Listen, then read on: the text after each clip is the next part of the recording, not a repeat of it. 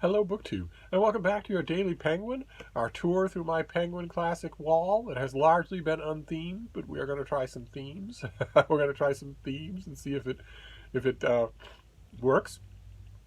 And the theme that we're doing right now is celebrating Victober, Victorian literature. Victober celebrates that and is winding down for another raucous year full of fun.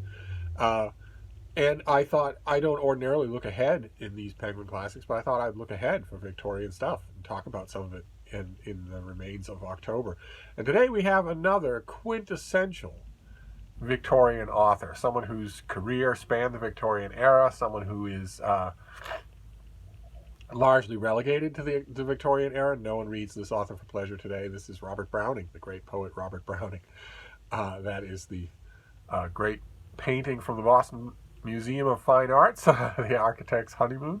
I could go on and on at great length about that painting and about its painter and the painter's circle of friends. But this is a very slim thing. You could make a volume of Browning's poetry, of course, that would be enormous, absolutely enormous. He was a professional poet, wrote his whole life, and struck the public's fancy fairly early on in his career, and then lost it again because he was impatient with his own art and was constantly tinkering and innovating. Not so much with previously published editions, although there was a bit of that, but with the limits of poetry itself. And that quickly moved him beyond what the general reading public was willing to tolerate in a poet, with the result that even selected poetry volumes like this have to ignore the longer and really strange and challenging work that he did in, for instance, the 1870s, where there are no popular editions of those works, and you just have to hunt around for them or find them online. I'm sure they're all available online. This is more freighted. This volume is edited by Daniel Carlin, who does a very short introduction. And it's freighted towards what we could laughingly refer to as the more popular Browning, the Browning that is at least slightly better known to the reading public. But there won't be much of that. I unfortunately, I'm very encouraged by the fact that some of Browning's shorter, more accessible poems, or seemingly accessible poems, are still anthologized. They are still taught. That's great. The more people get this author under their eyes, the better.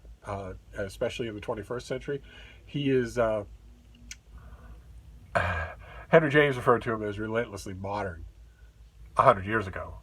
And the odd thing about that observation is that it hasn't really changed. He is still, I think Carlin in his introduction here puts it that he is a poet of his period, but he is very much not a period poet. He is so argumentative with the limits of his form that I think he would speak to the 21st century easily as well as he spoke to the 19th. Henry James also had a really good quip about him that when he was buried in Westminster Abbey, that the Abbey is home to a great many oddities and a great many great poets, and that none of the great poets were any more odd, and none of the oddities were any more great. And, that is true of Browning's biography. It would be great if there were a great big reputation-renovating biography of Browning that would come out. That would be great. A nice 900-page volume that covers his marriage and his art and the vicissitudes of his career.